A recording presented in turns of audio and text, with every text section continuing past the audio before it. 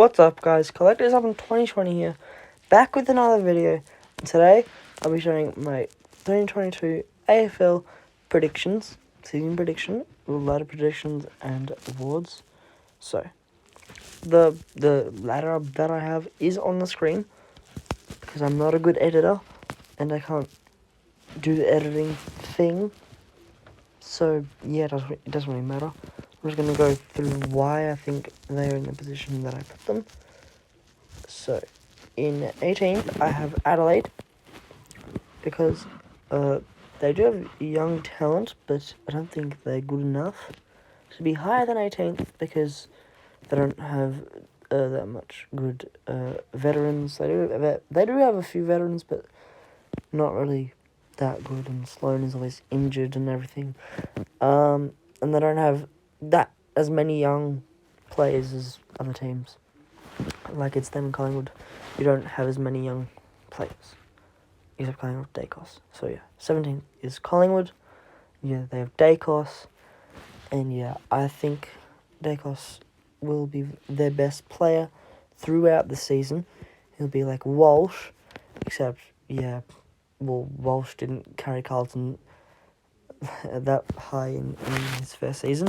I don't think Dacos will do the same thing. I think Dacos will do the same thing as Walsh, and they'll just sit in 17th. So yeah, that's it. They don't have that many good forwards or backmen. They just have more in the back and Crisp. But they don't have good forwards except for Elliott. And they'll be their main players. And yeah, I think they'll sit in 17th. That brings us to 16th spot, which will be Gold Coast. And yeah, I think they have really good young talent, really good young talent, but they don't have the veteran list. They don't have good veterans in their team. So yeah, I think that's in 16th. They'll be the young kids will be their main good players. Yeah, as they have been last year. And yeah, I think they'll just sit in 16th. It's not a big story. It's Gold Coast. They don't usually get higher, much higher at least. So yeah, 15th I have Hawthorn.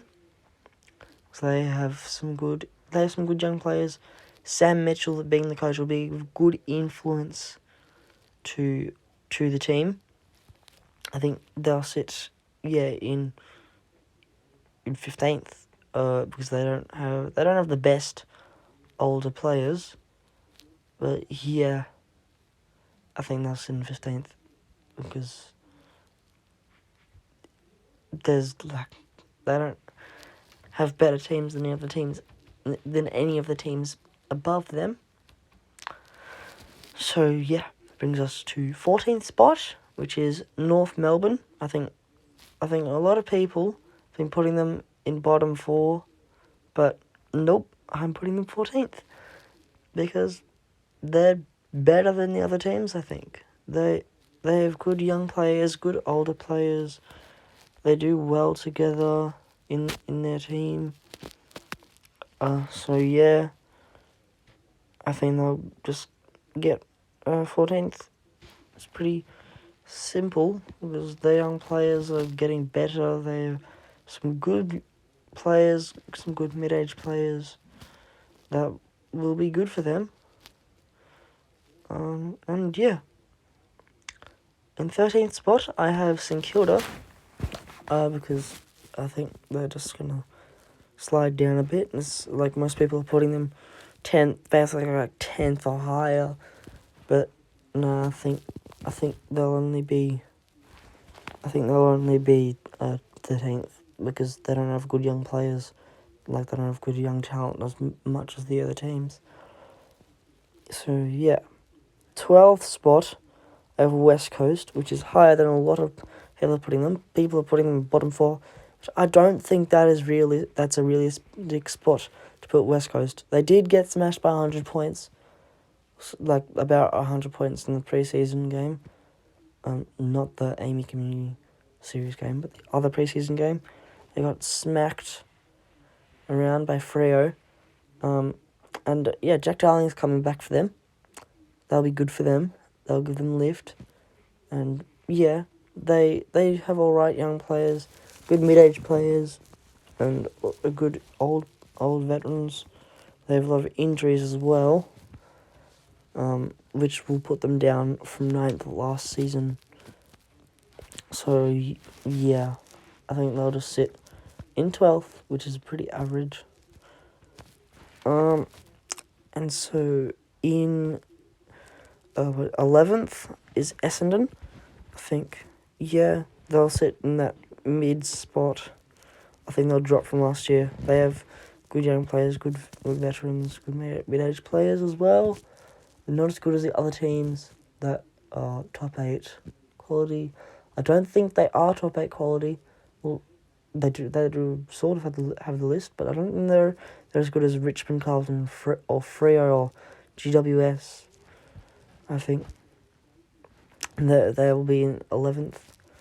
Just yeah, because I think they'll drop a bit from last year because their squad is pretty young, and they're not experienced as much as the other teams. So in 10th, I have Richmond. I don't really see them coming back yet from last season's drop. Out of the top 8, and after winning the flag, so yeah, I don't see them coming back. Even the players are all good and fit and everything, but I don't think they're coming back yet, because yeah, I don't think they're ready to come back, and I think it'll give them another year to get back to that top level. And I think they'll sit just outside the 8 and 10th.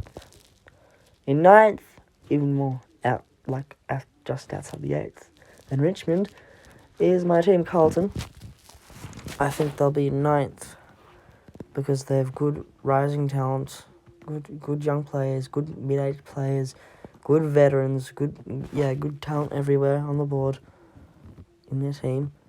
That I think they're good enough.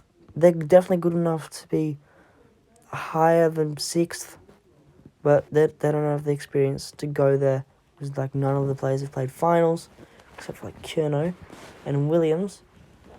Are the only ones that have played finals.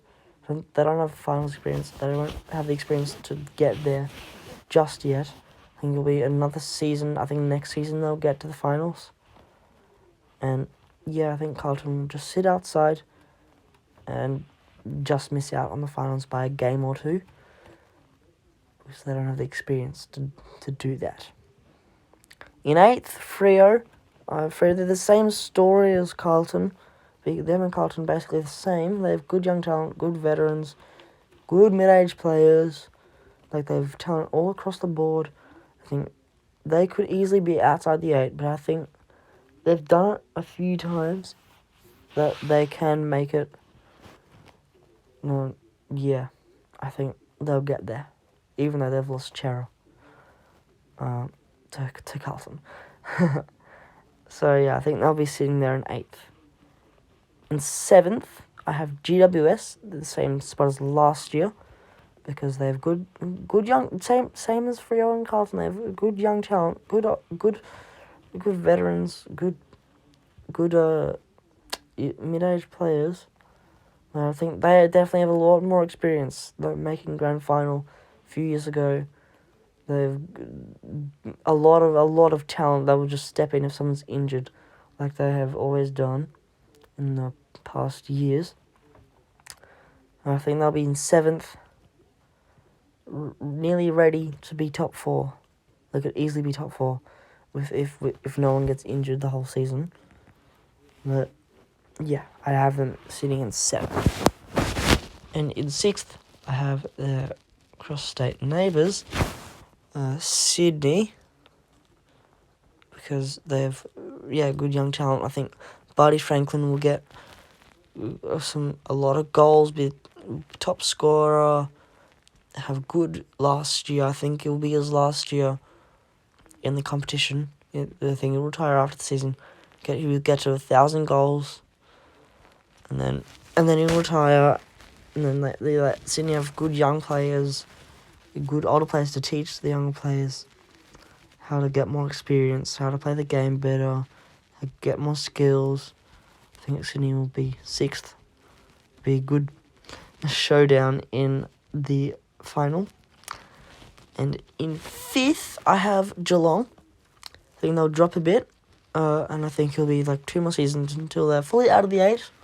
Next year, I think they'll be even lower, but still in the 8. And then next year, in 2024, I think they'll be gone from the 8. They just have too many older players. All their players will retire in the next few years.